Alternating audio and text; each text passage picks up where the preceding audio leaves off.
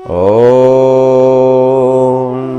ईशावास्यमिदं सर्वं यत्किञ्च जगत्यां जगत् तेन त्यक्तेन भुञ्जीथा मागृदः कस्यचिद्धनम्।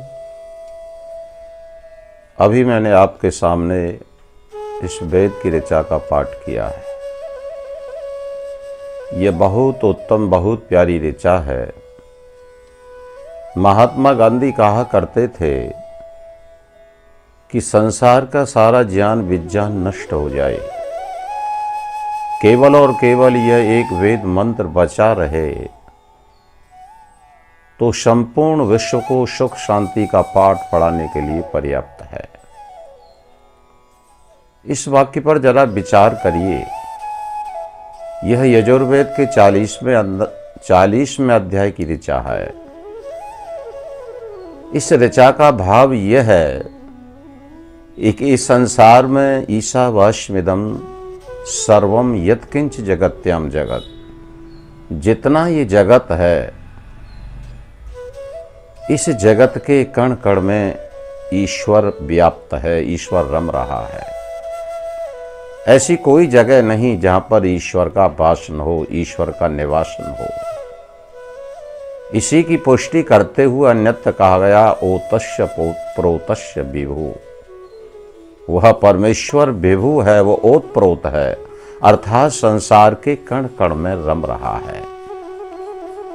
वेद की यह सूक्ति हमें पहला चरण यह बताने का प्रयास करता है, हमें समझने का प्रयास करना चाहिए कि ईश्वर हमारा कहाँ रहता है, सर्वत्र व्यापक है, कण कण में व्यापक है। साथ ही साथ हमको यह भी समझना है कि एक तो ईश्वर है और एक ये संसार है। संसार के कण कण में ईश्वर विद्यमान है। और आगे जब हम चलते हैं तेन त्यक्तेन भुञ्जीथा मागृदः कस्यचिद्धनम्, यहाँ पर एक भुञ्जीथा शब्द इसमें आया है।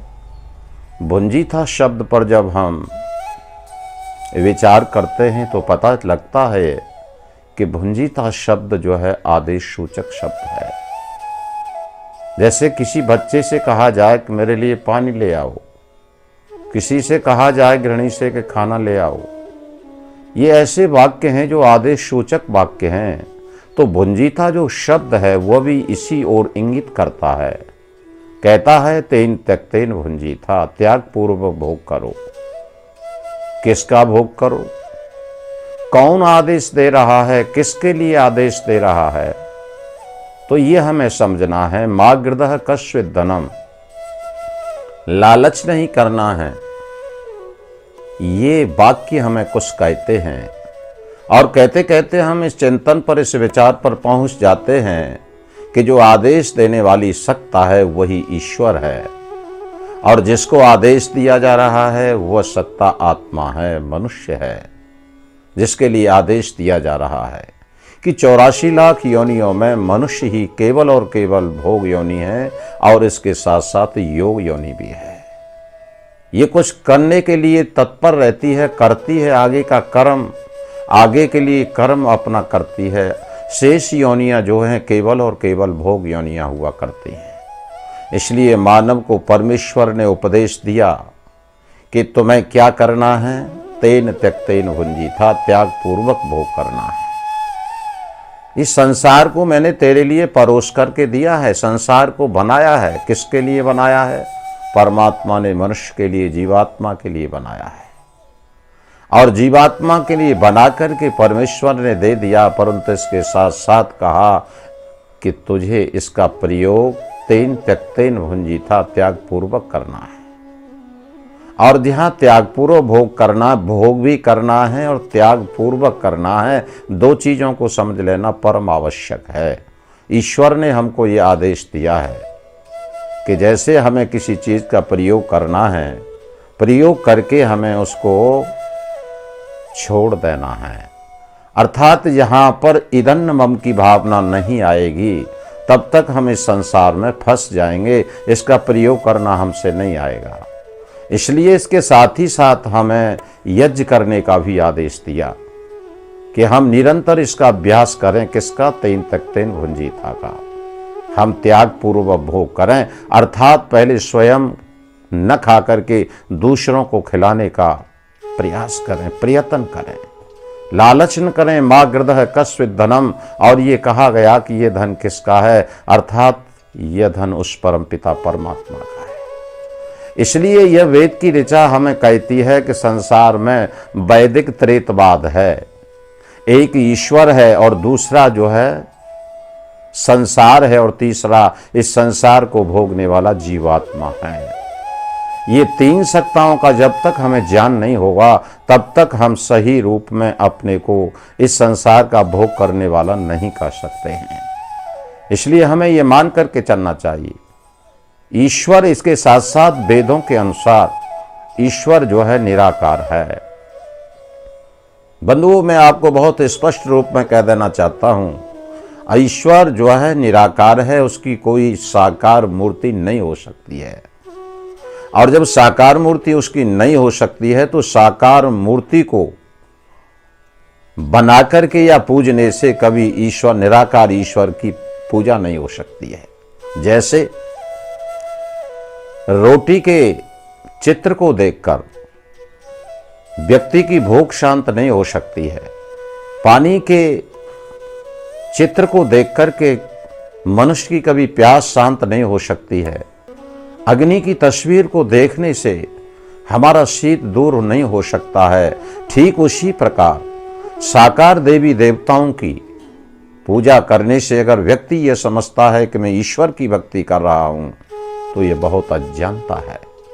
इसलिए बंधुओं, मैं आपसे कहना चाहता हूं कि तुम ईश्वर को देखना चाहते हो, ईश्वर की भक्ति करना चाहते हो, तो वह निराकार के रूप में ही हो सकती है। जब तक हम उस ईश्वर को निराकार नहीं मानेंगे तब तक हम उसको ठीक रूप में उसकी पूजा नहीं कर सकते हैं। संसार में दो विचारधाराएं जो है देखने को मिलती हैं। मैं कहा करता हूं, एक विचारधारा वह है जो दिखता है वही सत्य है। लोग कहते हैं कि जो दिखता है वही सत्य है, जो नहीं दिखता है वो तो मिथ्या है, वो तो असत्य है। कोठी और कार दिखते हैं, माता पिता दिखते हैं, पड़ोसी दिखते हैं, धन दौलत दिखता है, जितना ये संसार वैभव दिखता है यही सत्य है, और जो नहीं दिखता है वो तो असत्य है। इस विचारधारा को मानने वाले सबसे पहले चारवाक हुए, जिनका आचार बृहस्पति हुआ, और इसी सिद्धांत को प्रतिपादित करते हुए उन्होंने आवाज लगाई, उन्होंने एक स्वर से कहा, यावत जीवे सुखम जीवेत ऋणम कृत्वा घृतम पिबेत भस्मी भूतस्य देयस्य पुनरागमनम कुतः। उन्होंने कहा, यावत जीवे सुखम जीवेत ऋणम कृत्वा घृतम पिबेत। हम जब तक जिए जो है सुख से जिए, ऋण लेकर के, कर्ज लेकर के हम जो है आनंद से भोगें। ये जो है किसने कहा? चारवाक के बृहस्पति ने कहा। और कहा, पीत्वा पीत्वा पुनः पीत्वा यावत पतत भूतले पुनरुत्थाय वै पीता पुनर्जन्म न विद्यते। आचार्य बृहस्पति कहता है कि दुनिया के लोगों, खूब पियो, मस्ती से पियो, पीत्वा पीत्वा पुनः पीत्वा यावत पतत भूतले, और पीते पीते इस जमीन पर गिर जाओ और फिर खड़े हो जाओ और फिर पियो, मस्ती के साथ जियो। कहने का भाव यह है कि उनका कहना यह है कि जो दिखता है वही सत्य है। बंधुओं, एक बात मैं और कह देना चाहता हूं, इसी बात को मैं आपका ध्यान वहां द्वापर की ओर ले जाना चाहता हूं, जिस समय रावण ने सीता को अपनी कैद में कर लिया, चुरा करके ले गया और वहां पर अशोक वाटिका में रखा। अशोक वाटिका में रखने के पश्चात रावण ने सीता को अनेक प्रलोभन दिए, और प्रलोभन देने के साथ साथ इसी सिद्धांत का प्रतिपादन करते हुए रावण सीता से कहता है, भुक्षान भोगान पिबरमस्वच।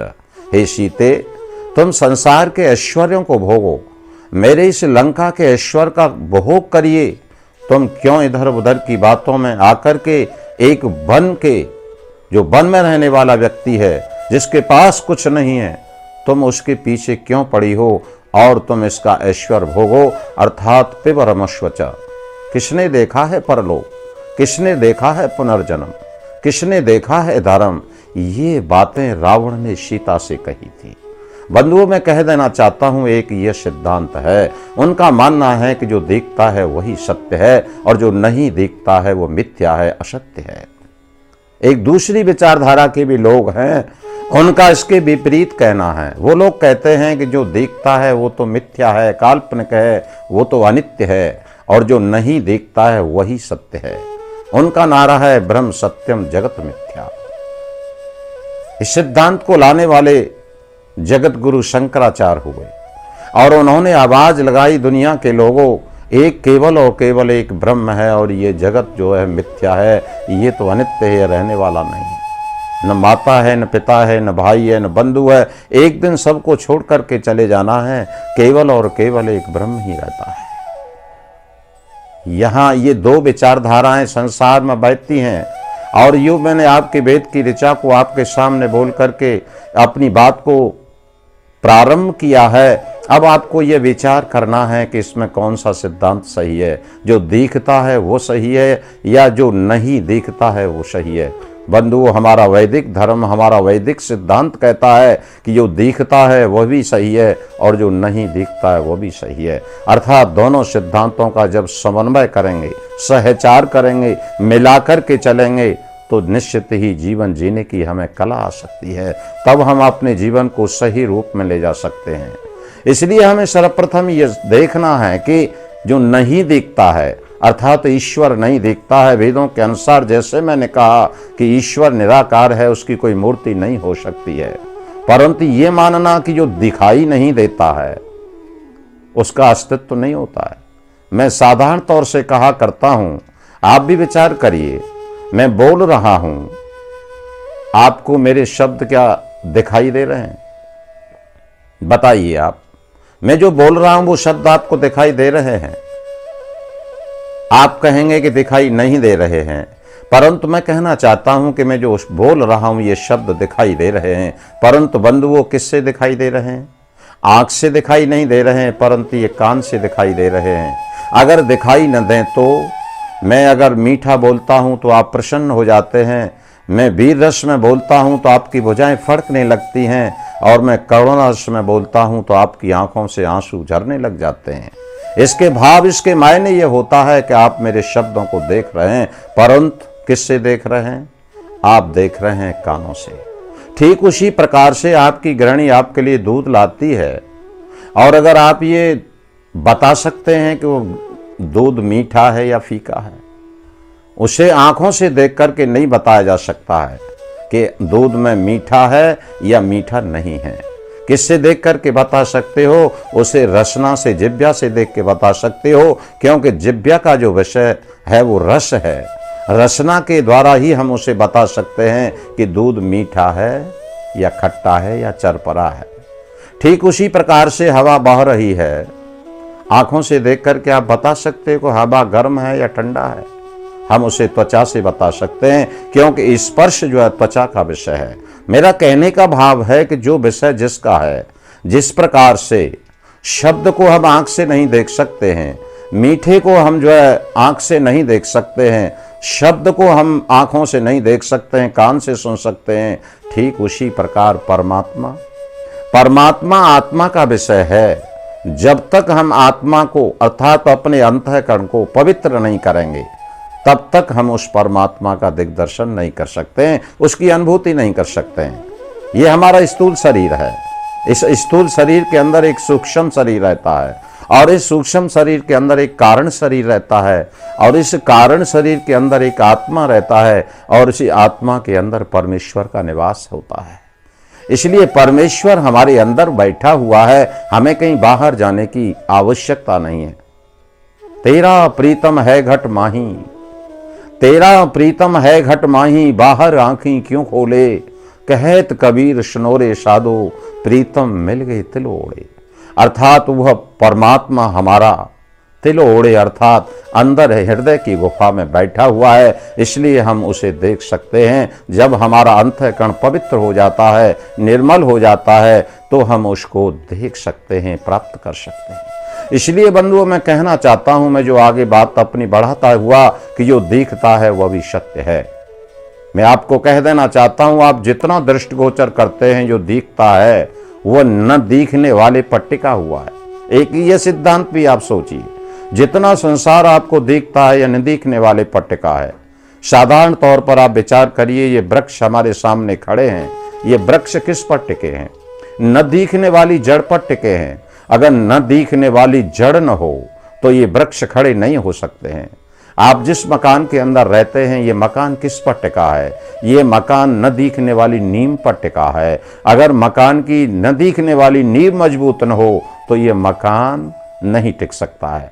अर्थात हमारा ये शरीर है, ये भौतिक शरीर जो आपको दिखता है, ये किस पर टिका है? ये न दिखने वाली आत्मा पर टिका है। जब आत्मा इससे बिछो हो जाता है, हट जाता है, तो इस शरीर का कोई मूल्य नहीं रहता है, शरीर गिर जाता है। कहने का भाव है कि संसार में जो दिखता है वह न दिखने वाले पर टिका है। इसलिए जो दिखता है वह भी सत्य है और जो नहीं दिखता है वो भी सत्य है। दोनों का समन्वय करना पड़ेगा। जब दोनों को मिलाकर के चलेंगे तो निश्चित है हमारा जीवन लक्ष्य की ओर बढ़ने लगेगा। इसी को वेद ने कहा है, विद्यम च विद्या यस्तद्वेदो वयम सह अविद्या मृतम तीर्थवा विद्या सत्यमप्यते। अर्थात विद्या और अविद्या, आध्यात्माद और भौतिकता दोनों का समन्वय लेकर के हम चलेंगे तो निश्चित ही हमारे जीवन का कल्याण होगा और हमारा जो लक्ष्य है मुक्ति मोक्ष आनंद, उसकी प्राप्ति होगी। इन्हीं शब्दों के साथ मैंने थोड़ा सा चिंतन आपको देने का प्रयास किया है। धन्यवाद।